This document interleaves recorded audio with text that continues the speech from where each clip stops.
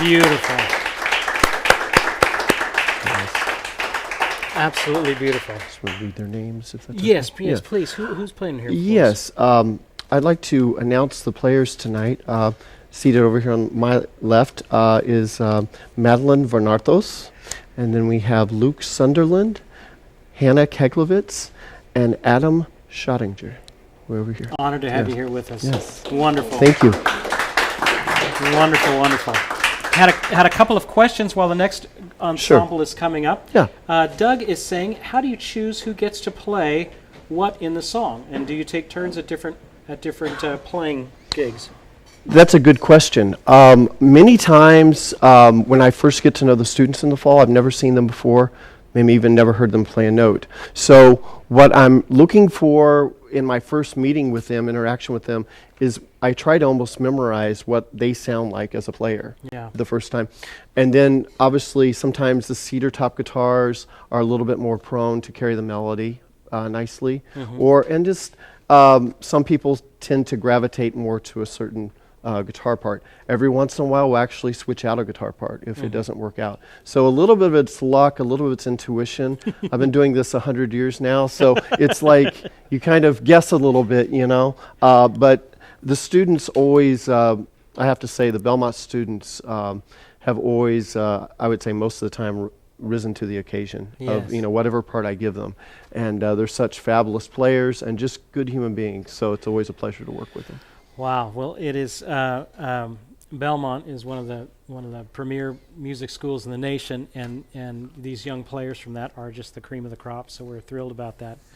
I see a couple more questions coming on there. I will get to them in just a second. What are we about to hear next? Sure. We're going to go in reverse here just for a moment. We're going to listen to a Renaissance duet, an anonymous Renaissance duet entitled La Rossignol, which would translate to, I believe, Song of the Nightingale. And our players on this particular piece are Ted Bryant and also Rachel Chalmers. Wonderful.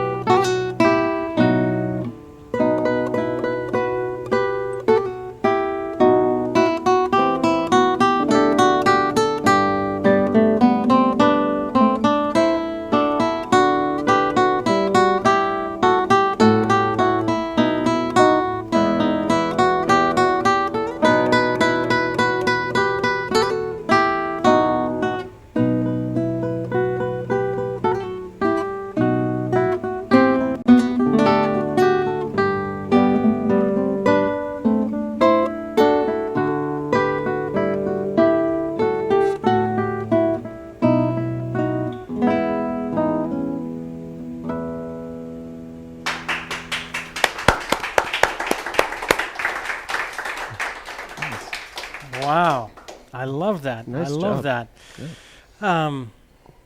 Okay, we have so many questions there. Scroll back to the top there, Stephen. Ron is asking, tell us about the instruments. These are classical nylon string guitars. Yes. What do you look for when you're trying to purchase a nylon string guitar, Robert? Well, you really have to come up with a budget, because I mean, we all want to own Hausers or these outrageously expensive guitars. But really, what I'm looking for is the beauty of the tone, as well as a little bit more sustain, and all solid woods.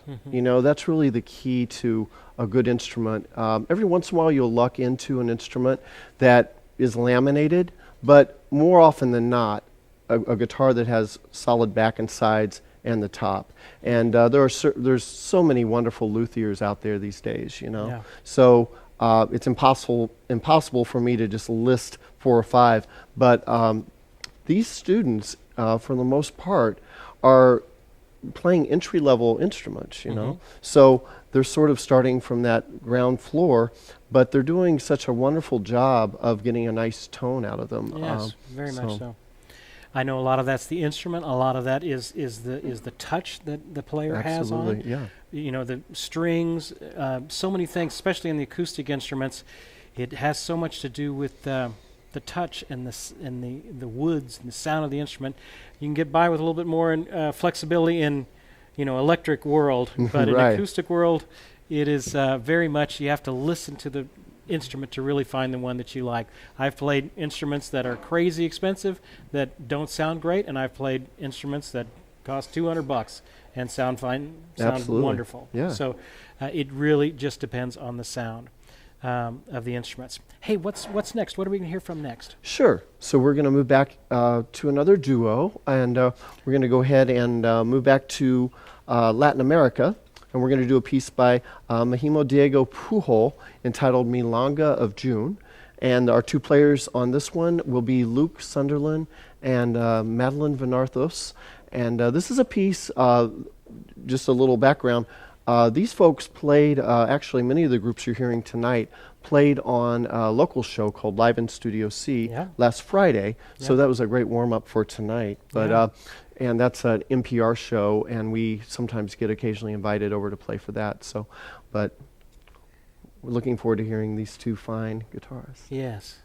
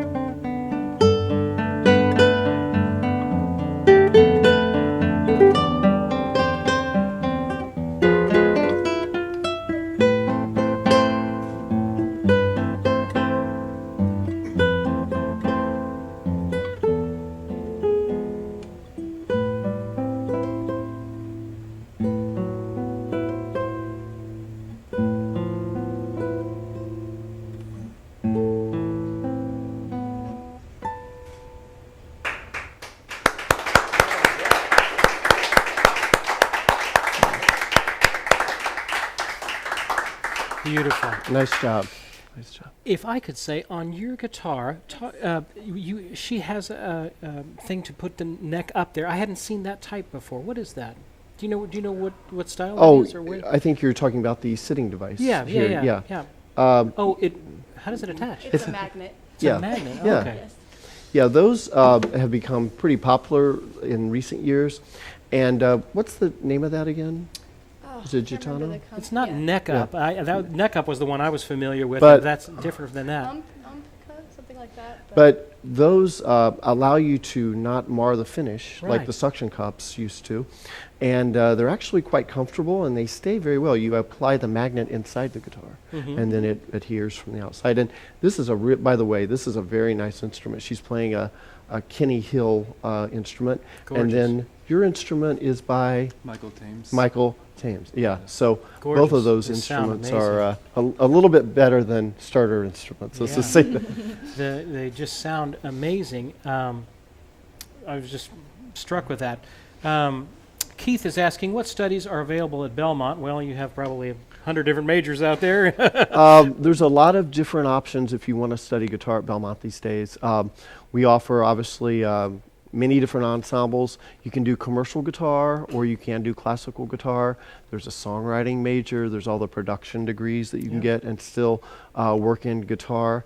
And bluegrass, I mean, I really can't think of any style right now and I think a lot of music schools are trying to do that right now just to kind of embrace all the different styles of music. Finger style, just all the wonderful styles of music. Yeah.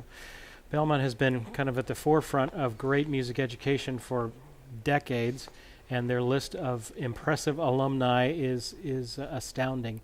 A lot of the folks that you're listening to on the radio have at some point wound their way through Belmont and their amazing music program there. Let's catch another question or two while the next one is coming up, which I believe is Katelyn. Yes, Katelyn, come on absolutely. up. Get settled up. Neil is asking, is much of the music from the ensemble played from Baroque period? And wasn't music from that period originally for lute? Most of the music from the Baroque era was probably either for the Baroque guitar or the lute. And we do some Baroque music. We do usually transcribe it to the guitar. We have a fabulous lutenist that is on staff at Belmont, a gentleman named Francis Perry. But when it comes to ensemble music, we usually are playing Baroque music on modern guitar. For our viewers, tell us the difference between a standard, modern day classical and a Baroque guitar and Sure. versus a lute as well. Well, a Baroque guitar is a smaller bodied instrument, and it's a very charming instrument, 5 strings, and it's, Really? So a lot of the music from that era was written for the 5-string guitar, the Baroque guitar. How is it tuned? Oh, that's a good question. Well, it's tuned similar to the modern guitar, except we're missing the 6th string. Oh, okay. So, okay. and then the lute, boy, I wish my colleague, Mr. Perry, was here. But I took a couple years of lute in college. The lute, there's Renaissance lute, Baroque lute. There's a lot of different, and that was sort of the demise, as I understand it, of the lute, is that there were so many variants of it toward the end that no one was sure really what the standardized tuning was going to be, and there was a lot of extra strings added and so forth. And then, of And course, it was in courses too. Yes, so there the was course, kind of right. like a 12, similar to like a 12-string guitar. Guitar. How you have strings that are paired together. yes, and the Baroque guitar is like that a little bit too, So, but the lute, it's a beautiful instrument, and it's a very quiet instrument, but capable of playing some really beautiful counterpoint in the right hands. And Yeah. Well, I am thrilled to have with us Katelyn Prieboy. She came and she was with us for our fingerstyle retreat, which, gosh, seems like a month ago, but it was only actually probably less than 2 weeks ago. And her and Megan Taylor Anderson came and just played some Merle Travis stuff that was fantastic. And I've been wanting quietly to have Katelyn on the show, so I've been so glad that it worked out, that you were able to do it. What are you going to play for us tonight? I'm going to do Cheek to Cheek, which is a Chet Atkins arrangement, but it's an old jazz standard. Fantastic. It's a fun one to play. Fantastic.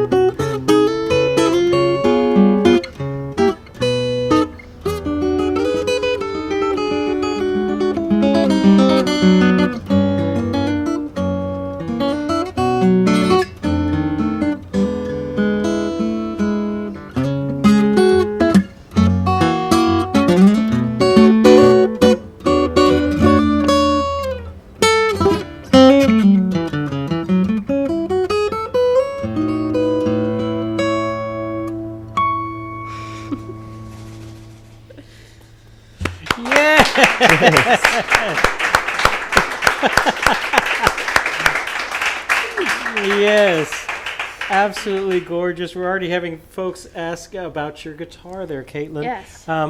Whose picture is that up there? Is it It is Chet Atkins. the master there? It is the right? master himself. I don't know if you can see that, but yeah, my long story on this guitar. My dad and I actually built it. Really? We did. It kind of started when I was really young. I said, "Dad, I want to build a guitar," and he said, "There's no way.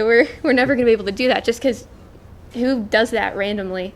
But finally, freshman year, I convinced my dad. I said, "I think we should do this. It's a good dad-daughter thing to do." And somehow it looks like a guitar. It sounds like a guitar. It plays like a guitar.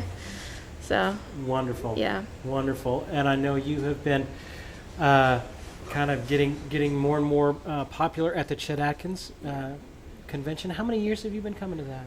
I think this past year was my third year, Yeah. I believe. It's held every July here in Nashville, second week of July. All of us Chet freaks kind of get together and Yeah. thumb pickers, and Thumb pickers. There you go. it's heaven on earth, it feels like. That's 4 days, isn't it? It is 4 days, yeah. It's usually Wednesday night through Saturday, Yeah. second week of July. At the Sheraton. Yes. At the Sheraton here in Nashville. Well, thank you so much for being here with us. We look forward to having you back many, many times in the future. It's been great getting to know you You too. over the last couple of weeks that we have been together. Well, great. Okay, well, we will let everybody take a break for just a second while I do some announcements and catch you up on a couple of different things. We should give away something. It's about time we give something away. Let's give away, it's winter time, and we are going to give away a Groons hat. So the winner of our Groons hat is Alec Bourne. Alec, congratulations on winning a Groons hat. Send me your information at service@mightyoakmusic.com, and we can get you fixed up with that. Congratulations, Alec. That's a lot of fun. That's a lot of fun. I wanted to also mention, if you want to learn more about Belmont, you can go to, I've got their web address here, belmont.edu/music, and that will get you in touch with their music program. Can't recommend it highly enough. It is a great place. It is a large music school inside of a kind of a medium-sized university, so you get the wonderful kind of aspects of both, a world-class music education, and yet you're still kind of in a smaller, medium-sized university. It's literally right off of Music Row in Nashville. I mean, like 100 feet off of Music Row. That's right. So many resources that are available to you at Belmont. Love it. So if you're interested in learning more about their wonderful School of Music there, belmont.edu/music, and they can get you fixed up with that. Hey, I mentioned our fall fingerstyle guitar retreat. Here you go, David. We just finished the one from 2018, okay, which seems like 2 weeks ago that we had it. We have also put it up for next year. So the 2019 Fall Fingerstyle Retreat, I'm very excited to announce that we are having Don Ross from Canada is going to be one of our guests. And Don is the only person in history to have won the Fingerstyle Guitar Championship twice. And he is very much, go onto YouTube and type in Don Ross on guitar. Candy Rat Records artist, and impeccable technique and fun.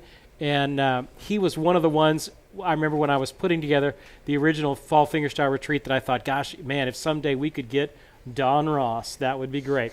Anyway, so we have confirmed him for next year. Now, just to throw it at you, hey, half the spots for next year's conference are filled.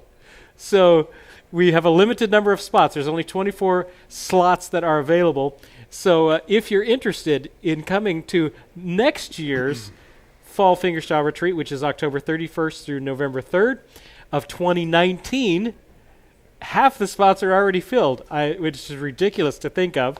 But if you're interested, check it out on our website. The link is up there. The guys are putting the link up there. And the price is going to go up pretty soon. We still have the price from this current year's conference. So just for the next couple of weeks, we'll have that up, and then the price will go up a little bit. And so we're very excited to have Don Ross with us. And I can't say this, but Andy McKee has not told me no yet. So we have presented it to Andy McKee. He has responded back to us.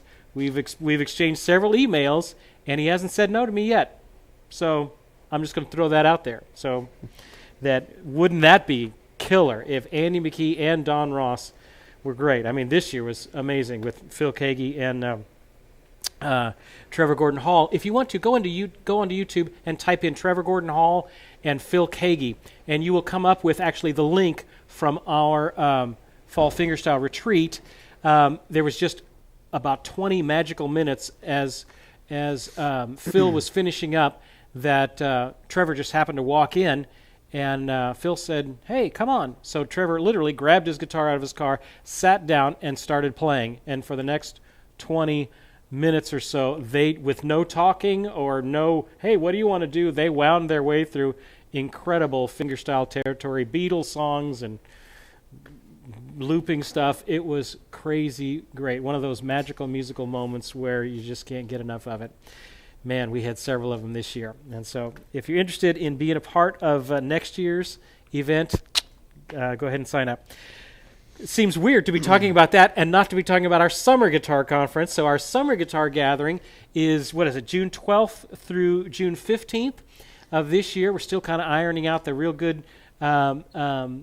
things don't happen until the last minute, but we've already confirmed that Daniel Donato, wonderful Telecaster, he was on the show about a month ago. Daniel is going to be with us for that conference as well, and that's here right here in Nashville at Trevecca University, and it is fantastic. So the price is nice and low for a 4-day conference. I think it's $495. I think is what we have it now. So anyway, if you're interested, check it out. It is 4 days of absolute guitar heaven here in Nashville. So there you go. All right, let's give away one more thing. Another Grunes item, a very cool Grunes water bottle. And the winner of this is, I got you, Dan Stankard, who was actually here at Grunes a month ago, and one of the rare times that I was too sick to actually meet you. So I felt bad about it, Dan. You reached out to me. I saw pictures of you on the stage of the Grand Ole Opry, and here I couldn't get out of bed. I was so sick. But send me your information at service@mightyoakmusic.com, and we will send this out to you, Dan. I'm so glad that worked out. I know we've got a couple of more questions, but let's hear some more. Sure. Who are we listening to here? Yes, the next group, we're going to do one more piece by the composer Máximo Diego Pujol, and this piece is Tango de Abril, and the players on this one, here to my left, is Rachel Chalmers and then Sean Jannay. Wonderful.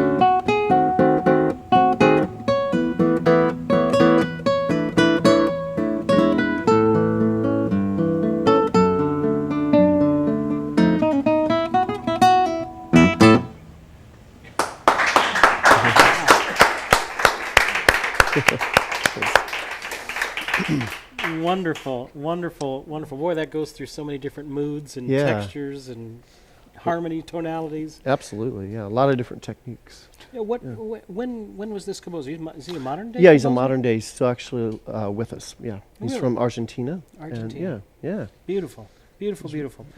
Let's catch a couple of questions. Stuart DeWolf is saying, what strings do you recommend for a nylon string classical type guitar? There are a lot of string brands, you know. There are, for and that, yeah. I'm not endorsing any strings. I just want to. That's my disclaimer. But personally, I find on my own instrument, I use the Augustine Blue Label, Yeah. and sometimes I use Hanebach basses. But I think you have to really, with every guitar, there's going to be a magical combination. You have to just go out and try. There's different tensions. Most of the Talk to us about the different Sure, tensions yeah. there. Well, there's low tension, and there's a medium tension, and there's a high tension. And most instruments respond pretty well with the high tension, although some of the vintage Ramirez guitars and so forth, they actually kind of like a lighter tension string, I think, to let the guitar do what it does. You For know? flamenco playing, I heard that lighter tension is probably what they would Absolutely, go. yeah. Flamenco playing, you would definitely want lighter strings, yeah. So, S. Cox is saying, in order for playing for classical guitar, does everybody play with fingernails? And talk about care of your Sure. nails here. well, yes, all the students that you're hearing today, I can't promise you their own nails, but they are using a form of a nail in some capacity. The nail, most people's real nails, if they're shaped properly and cared for properly and polished properly, and you know how to actually shape the nail, you're going to get a warmer sound out of Yeah. your own nail. There are many other alternatives. Some people cut up a ping pong ball and actually glue that on the end of your nail if you break a nail. Some people use acrylic nails. The acrylic nails to me are great emergency saves, but they sound a little too bright, you know? They do sound bright. Yeah, but if you're real active, play a lot of sports, sometimes that's the best solution because you will break off your real nails. I just tell people to hydrate your nails, whether that means hand lotion into the cuticle area and on top of the nail oil. The main thing is to stop doing things that you can do with your stop using your playing hand and use your left hand, if you're right-handed, use your left hand to open car doors. I cannot tell you when I was younger, and all my Yeah. students, this has happened at one point. You go to open the car door and it slips out of your hand, Yeah. boom, 2 nails gone, Yeah, you yeah. know. So preventive maintenance, as I call it, by not using that hand, you know. So true. Gosh, when you're a guitar player, there's just things you learn to not do. Working on the car is a classic nail cruncher.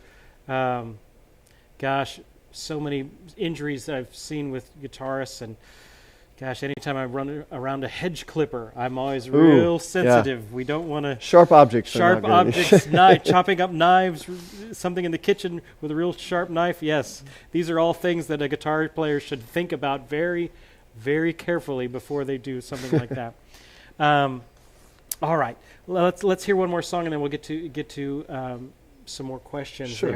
there. What are we going to hear? We're going to hear a quintet here, and they're going to play a piece by the great Argentine composer Astor Piazzolla, and this is a piece called Adios, Nonino, and it was written for the composer's father, who died, and I think he wrote it maybe a couple days after his father passed on. The players on this next group are John Ezzo, Davis Holden, Sean Jannay, Andrew McDowell, and Tyler Nicodem.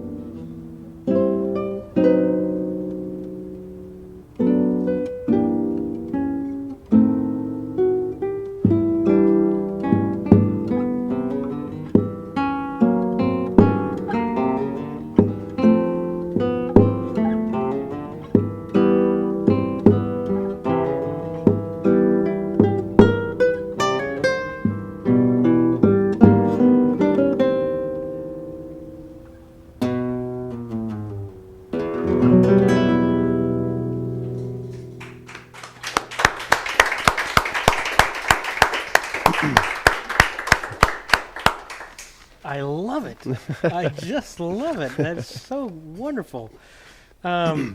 Gene C is asking, any tips on tone on a nylon string classical guitar? Again, I think it's all in the shaping of the nail. So a lot of people, when they work on their right-hand nails, they'll just go with the curvature of the fingertip. But you can see here that there's a little bit of a ramp. Right. The more, you don't want the ramp to get in the way of actually executing the string, but all this ramp allows the string to stay there for a little bit longer, so you can shape it. So a good combination of flesh and nail. And recently, less nail is actually kind of more in vogue. During the early 70s, I would see people with thumbnails that look like werewolf, Crazy, you know. yeah. But everyone, I think, today is kind of going with a little shorter nail. I know in Scott Tennant's Pumping Nylon book, he Excellent talks book, yeah. about please don't look at my nails. My nails are all banged up after being at a conference. But he talks about that angling and gives some great illustrations on that. That's an excellent book if you want some more information about We've got that on our website, Pumping Nylon. We've got the deluxe version of that with him giving some examples and stuff. And his illustrations about the nails were just about the best if I've ever seen. Yes, absolutely. Talking about just the length of time that you can extend the string being in contact with the nail, that ramp that you're talking about, gives you more control over that sound. We had one question that came by earlier asking, how long have these performers been playing for? I know probably some of them have been playing for since they were kids, and some. I think it's a good mix of some of the students have been playing probably since they were children, you know, but many of them, this is their first semester of classical guitar. We do have classical guitar majors and so forth, but many of the students you're hearing tonight are either commercial guitar majors. Some of them are actually music therapy majors with an emphasis in classical guitar. So and a lot of our students, when they first come to us, they can't read very well. So this is a wonderful opportunity for them to escape reading lab and actually get to play some music in the process. I've got a question. I know you viewers cannot see, but I wanted to ask those of you that are here, how many of you had not played a classical nylon string guitar before you came into this program? Okay. So. I know I had never touched a nylon string instrument by the time I went into being a guitar major. I remember buying my guitar because I needed to have a classical guitar. That's right. Yeah. And in here, at the time, I was like, what on earth am I ever going to do with this style or this technique or whatever? And wow, that's the most helpful training I think I've ever received was in that.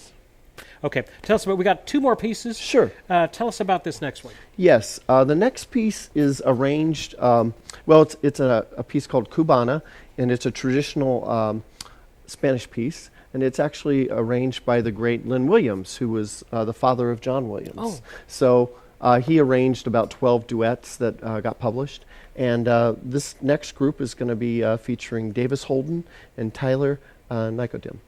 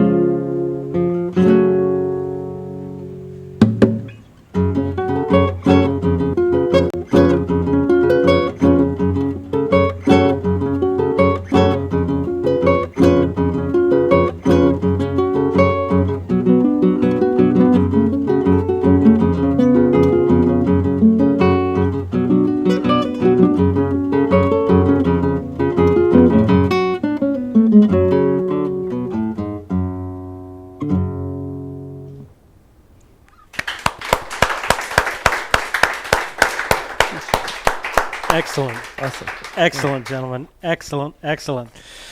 Wow. I'm going to skip a question here. Go to Lee Candiotti. Any recommendations on good books to improve sight reading? Well, I think the Christopher Parkening Method book is actually very good. It's held up pretty well all these years. Of course, if you want to really go back, the Aaron Shear method is still out there and available. I personally think getting music for other instruments, like a violin or a flute.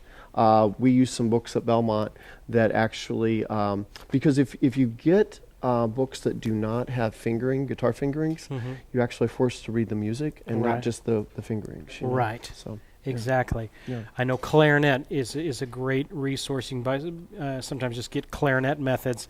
Their range is identical to the guitar, so that's a great place as well to find some. I'm trying to read some of these other ones that are coming down here, and I'm going to get lost in all of that. Okay, before they play their last number, I wanted to give a couple of announcements. If you have not yet subscribed to our YouTube channel, if you can, go ahead and click subscribe as you're watching us, our Guitar Gathering YouTube channel. I think we're over 2 million views last time I checked, which was a while back, so I'm sure we're well over 2 million now. Hey, next week, I know we've been off for a few weeks, so next week I wanted to try and squeeze in. You ready? Johnny Hyland's going to be next week. So if y'all are interested, if any of you guys are interested, come back next week and we'll have Johnny Hyland here with us. But for everyone else, our good friend Johnny Hyland, who unfortunately, sadly, is leaving Nashville. He is moving back to, I believe, Virginia for family and things like that. And so I wanted to make sure and catch Johnny before he leaves. I saw a Facebook post the other day that they were already putting the house up for sale. I mean, man, I need to get Johnny. So luckily, he just confirmed while we were here. So we'll have Johnny next week for live lessons on November 20th. I realize it is Thanksgiving week, and I don't usually try and have a lesson during Thanksgiving week because everybody's busy doing stuff. But hey, you can't say no to Johnny Hyland. So it's going to be a chicken picking fest next week. I wanted to, many of you I saw were already asking questions about my hand. Yes, my poor hand. It started out as a little tendonitis. I had a flare-up of that many years ago, and got completely scared by it. Carpal tunnel sort of things. Very scary words to us guitar players, enough to strike fear in any guitar player's heart. And at that time, I had MRIs done and was dealing with a hand specialist and stuff like that. And at the end of all of that, he basically said, well, we could operate on your hand or we could do nothing, and chances are it might go away in 3-6 months. So I said, let's do nothing. And sure enough, it did go away after a couple of months. So this has been kind of flaring up a little bit, and then we had our big guitar conference, and where we were lifting and schlepping gear and loading vans and all kinds of bad things that I should never have been doing. And so now I'm paying for it this week. So I've been wearing my little brace and cannot play hardly at all. Oddly enough, I can lift things. I can lift a suitcase, no problem. But playing a G chord, wow, mommy, it hurts. So I appreciate your thoughts on that, and hopefully I'll be back soon with all of that. I wanted to sincerely thank all of you amazing players that have come, all of you that are here. Just give them one more hand. Wanted to thank you, Robert, for very much being part of this and coming and showing all the great music and the composers and of course these great players. One of the best guitar educators in Nashville right here. Honored to have you with us. And Katelyn. Thank you, Katelyn. Come on. Woohoo! Katelyn's a former member of this class, and That's right. Once a member, always a member. So, yes. Wonderful. I wanted to give you, Robert, I don't know if you had picked one up at our conference. Thank you. But one of our Guitar Gathering mugs. This will go to my wife because Did I give you already one? No. What I'm saying is she will be drinking tea out of this probably later tonight. So, honey, I'll bring this home to you. I promise. There you go. We had these available at our fall fingerstyle retreat. So thrilled to have them, and I had given them to a couple players, but I didn't think I had given one to you. So I want to make sure that you got one. I also want to thank. We have our wonderful moderators, Doug H., you can already see down here, Neil, ES335. These are two wonderful men on opposite ends of the country, and they selflessly serve our guitar family. They have been putting up links and organizing things, and I could not do it without them. Well, that's not true. I could do it without them. It's just a whole heck of a lot harder to do without these guys. They make it so easy. And I'm sincerely, from the bottom of my heart, thank you, Doug and Neil, for all that you do for our guitar family. Also thank our producer, David, and who's moderating the chat tonight is Stephen, our trainee. And just thrilled to have everybody that helps. I'm blown away at all the help that we have to produce our goofy little show here and the impact that it has. I get emails about once a week from folks on the other side of the planet that talk about the guitar education stuff that we have brought about, and I'm humbled and honored to be a part of it. Hey, tell us about this last tune. Yes, this last piece, we've moved back into the quartet setting, and we're going to feature 4 of our guitarists that were up here earlier, Hannah Keglovits, Adam Schoedinger, Luke Sunderland, and Madalyn Vanarthos. They're going to close out tonight with a piece by Federico Moreno Taroba entitled La Boda.